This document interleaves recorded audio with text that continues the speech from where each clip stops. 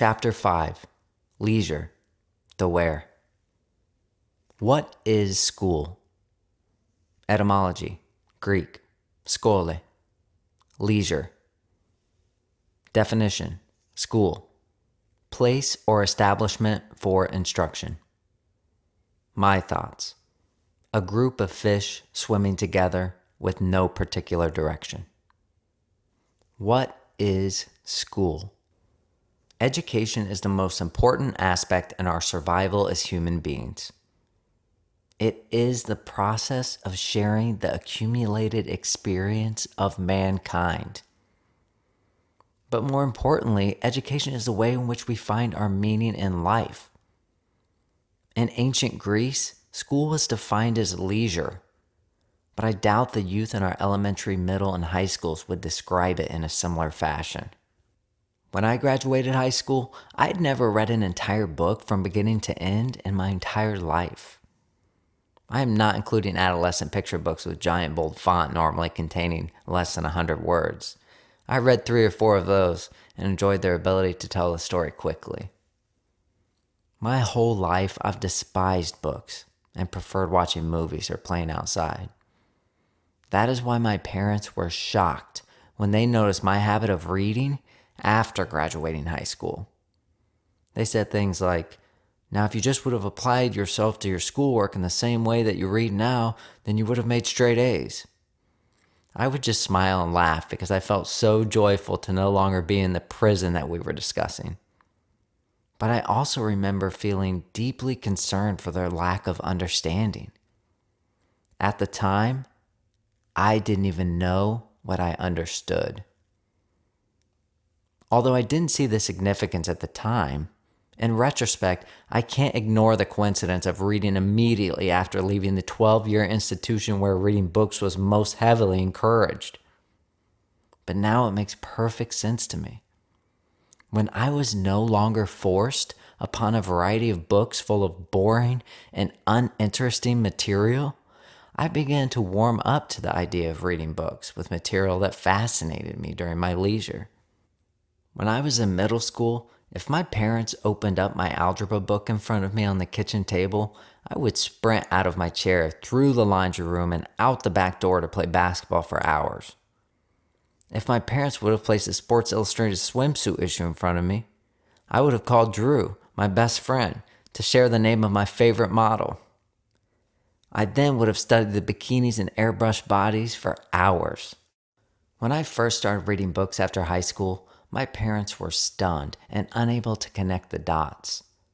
They thought I could have applied myself to any past school subject and maintained the same interests that I possessed during my post-high school leisure reading. I never thought I'd see the day when books and I got along, but I understand now that it wasn't that I didn't like books, it was that I never liked the content of the books I was exposed to. What my parents failed to interpret was that my learning was out of my control. It was strictly in the control of my curiosity. The idea that children should be expected to engage themselves in material that they are not curious about is a misinterpretation of what true education is. Every time an adult puts uninteresting material in front of a young person and uses verbal, physical force to make them learn it, that adult is stripping the glowing curiosity and brilliance of that child and transforming it into fear and anxiety. It is no surprise that the nature of a teenager is often confused, depressed, and rebellious. This is the time when the battle for their happiness is most intense, and the majority of them fight ruthlessly until they give up. Unfortunately, most young people lose their curious and spontaneous disposition at a very young age, even before it fully blossoms.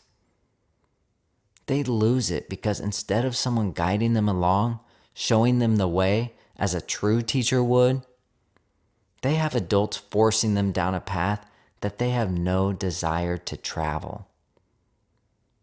After a while, the young person gives up and carries on with life in a complacent routine of hypnotic contentment. There are 4 main schools. The school of grade, the school of middle, the school of high, college. The school of grade. The school of grade introduces young children to our most basic know-how. We learn to read, write, and use basic applicable math principles. The early grade school years are important as they teach children some necessities that are used in everyday living. Although it is often scary for children to leave the safety of their parents, early grade school years are generally a pleasant experience for the youth. Being their first opportunity to act on their own and to form relationships with strangers, this school develops an important part of a person's maturation process and can be viewed in a favorable light. But we should not forget that this maturation process could occur anywhere, for example, a playground, and that parents have the ability to teach their children this same basic knowledge.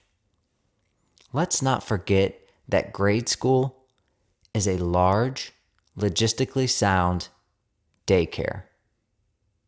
The school of grade may even do more harm than good. It is the school that exposes children to the alphabetical mark that assesses their intellect and determines the fate of their foreseeable existence. We call this mark a grade. A+, amazing. B, better. C, coward. D, dumb. F-, failure. The idea behind the grade is intuitive. It would be valuable to have the ability to quantify the knowledge a student has acquired on a particular subject. The modern education experience culminates when the young person receives a job. Grades exist so the owner of a business can assess a student's knowledge pertaining to the occupation in which he's applying.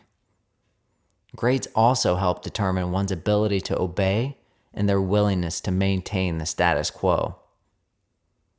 The significance of grade school is that it teaches children reading, writing, and arithmetic. This is very beneficial, but this school also acquaints the student with an idea. The idea is that a letter will tell him and his future employer where his knowledge ranks among the other fish. Grade school programs the child's mind into thinking that if they receive an A, then they will be happy and successful in life. The lower their grade, the higher their risk of becoming a failure. It is critical to note that when young people force themselves to remember material they aren't interested in, it is not indicative of courage, integrity, or intellect. A student who completes tasks against his will is indicative of being lost, weak, and easily manipulated.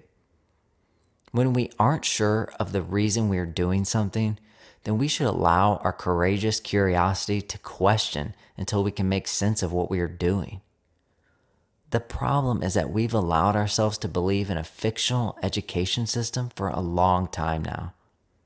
The teachers who have some honesty will even say things like, "You won't remember 80% of the things you learn in school, but it's just something you have to get through. I did it, my parents did it, we all have to do it." Adults with any wisdom accept the fact that the teaching-learning relationship is broken, but they seem to be unsure of the reason. Students should not think of teachers or grades as evil. They are not. The dark tragedy is that we force students to perform tasks against their will because we adults believe that we are instilling knowledge into them. Not only that, but we add insult to injury when we assess their intellect by how well they sheepishly force themselves to memorize this knowledge. The problem is the process in which we've allowed ourselves to facilitate education. By forcing students to perform tasks against their curiosity, they are inadvertently misguided into thinking that learning is about achieving a good grade and that's it. They think that if they receive a good grade, they will be intelligent, happy, and successful in life. They believe that because that is what the big fish tell them. The school of middle. In a student's mind, education is quickly becoming less about learning and more about receiving a good grade no matter what the cost. As they get older and reach the 6th grade, they become more torn about whether to pursue their interest or spend hours studying for subjects that they have no curiosity for.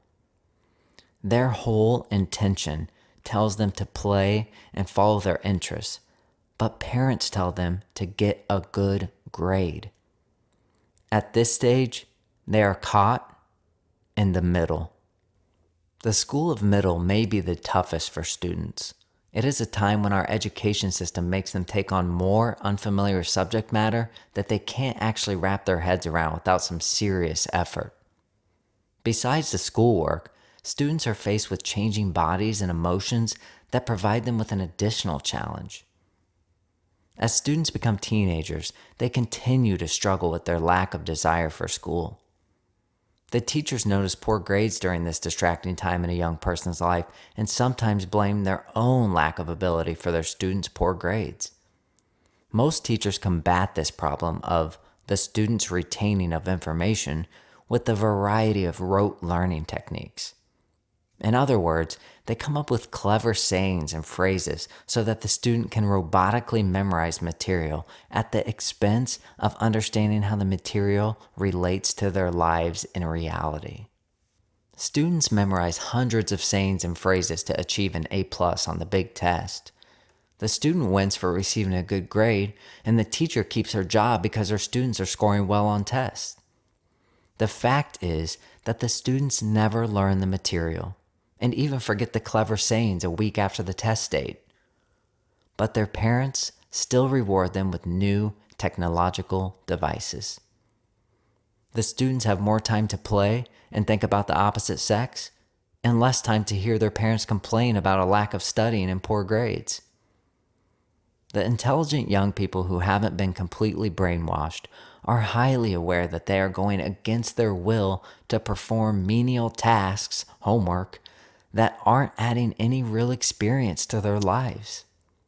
But they are stuck in the middle. Why endure a life of punishment when they know how to live a life of pseudo-accomplishment and praise? The school of high. Students who still possess curiosity after 8 years of intellectual debilitation are extraordinary. A young teenager who tells his elders that he is not doing his homework or continuing with school would be considered an anomaly. We would regard this student as a troubled youth who doesn't know what is best for his own well-being.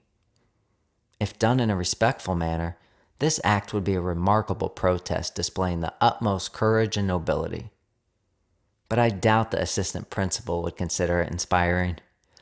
Adults can sometimes become arrogant while contemplating their vast bank of knowledge and understanding of life. Adults who practice humility and respect the sacred curiosity that young people naturally possess would be wise to open their ears to this troubled youth's cry of rebellion. If adults don't try to understand, old bad habits eventually become so deeply indoctrinated in our society that we eventually lose sight of the very purpose and function of such an institution. The young teenagers who tell their elders that they aren't going to school are extinct and most likely never existed.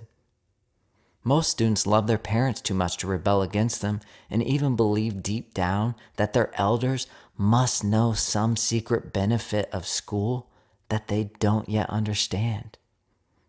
The fact is that parents know no secret.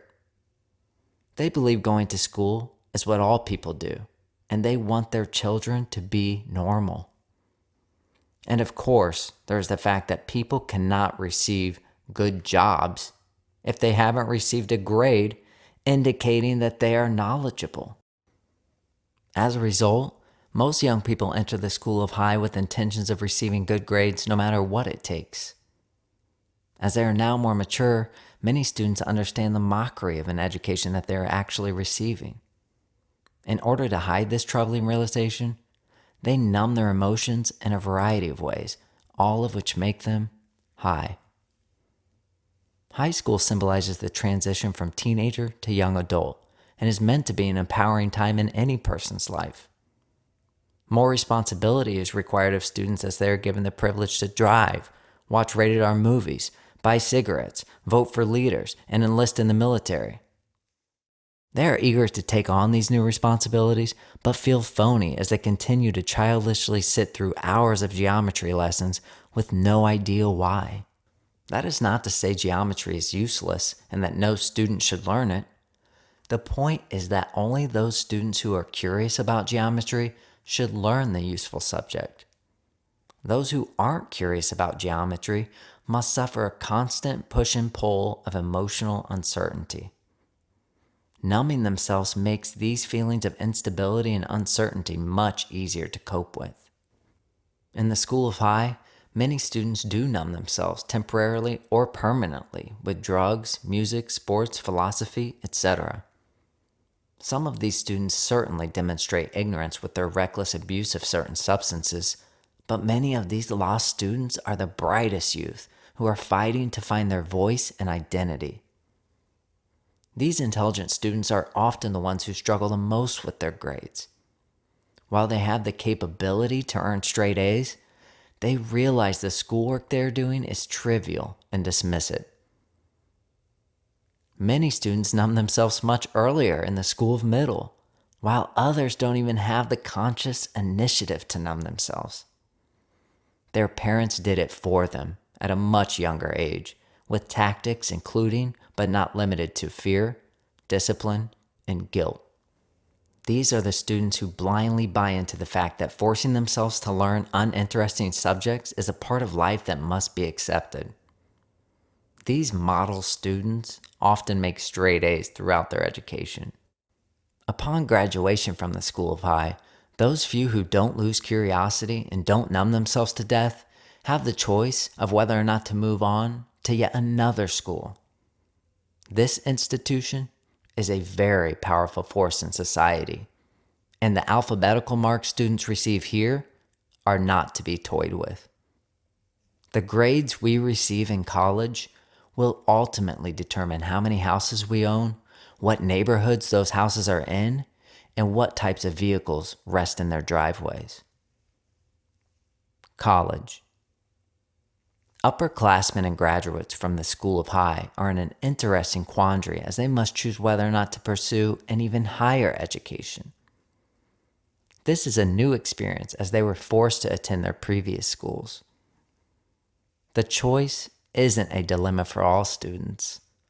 Most parents have already made the decision for them. However, if students are faced with this predicament, they will have to explore the positives and negatives as in any sound decision-making process. Positives versus negatives. Negative. My college education will cost $40,000. I don't have that money. Positive. But wait, I can borrow it. All of my friends are doing it. My parents are telling me to borrow, and even the financial experts say that college is good debt. Negative. I can't stand the thought of more homework, papers, and exams. I don't even know what I'd major in. Positive. But my uncle said it doesn't even matter what I major in as long as I obtain a degree. He's the most successful person I know, and I can force myself to get through the homework and tests.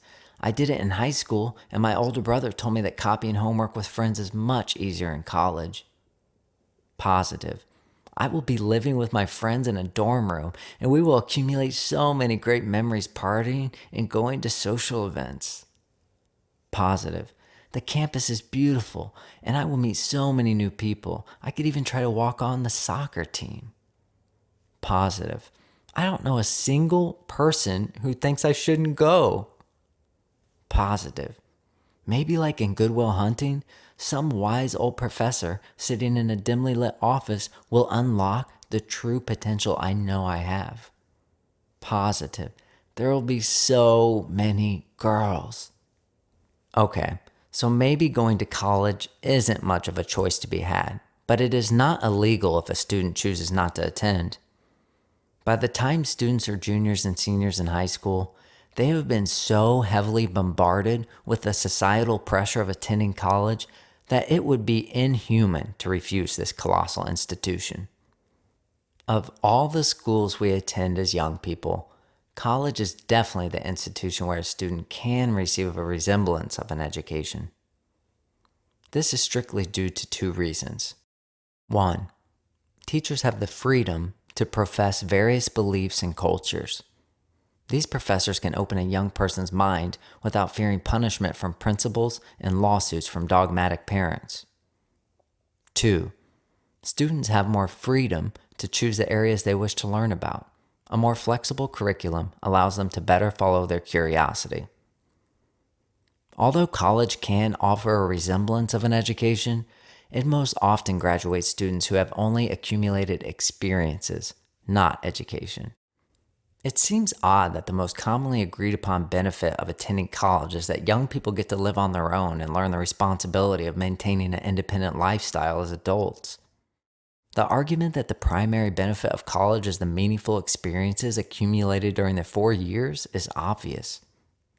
The fact that it is so valuably stressed is only testament to the absence of a true education on the university campus. It's important to remember that parents aren't spending $40,000 for their children to live in dilapidated housing, nor are they emptying their bank accounts so their offspring can stockpile memories of drunken orgies. If this were the case, they would buy the dilapidated house, furnish it, and supply it with junk food and beer. Then they would buy a high-quality camera to help their teens capture each cherished memory. Parents are exchanging their hard-earned money for the university's commitment to educate their children. More realistically, parents are paying thousands and thousands of dollars to increase the likelihood that their children receive high-paying jobs upon graduation. The truth of the matter is that the student's intention of going to college is to receive a higher-paying future job, and they will do whatever it takes to receive the grades to achieve this goal. The reason that young people attend university is because companies won't hire them unless they have a college education. In effect, business owners are forcing high school graduates to attend college while having no obligation to hire them after they graduate. The rapidly growing college attendance rate, coupled with the exponentially increasing tuition rate, makes college one of the largest gambles of an individual's life. Coincidentally, this crucial decision arrives immediately after the middle and high schools have neglected to teach more practical classes such as Financial Decision-Making 101. The fact is that a college degree is becoming increasingly worthless, and the master's degree has taken its place. Businesses require these fancy degrees because they seek the best and brightest individuals to work for their company. What the human resource departments fail to realize is that the students don't become more knowledgeable from their education. Of course, over a 4-year period, these young adults go through normal maturation processes and experience more life, but the knowledge acquired from a college education is on par with the school of high. A student's intelligence only increases if she follows her curiosity during her own leisure. In other words, a student going to the library and self-educating with relevant topics is far more effective than a professor reading another scholar's dry book to a group of hungover young adults. The difference between high school and college is that conscious students in college need to reach new levels of height to numb their pain. Truly cognizant individuals couldn't go through this school without major doses of drugs, alcohol, sex, music, poetry, comedy, etc. They are often completely lost because their high school teachers failed to show them the way toward any purpose in life. As a result, undergraduate students will change their major several times, and even their schools, as they struggle on the search for their mission. When weighing the positives and negatives, the insane financial cost of attending college is a 150-ton whale that shatters the golden balancing scale and rests its gigantic belly upon a pile of positively dead minnows.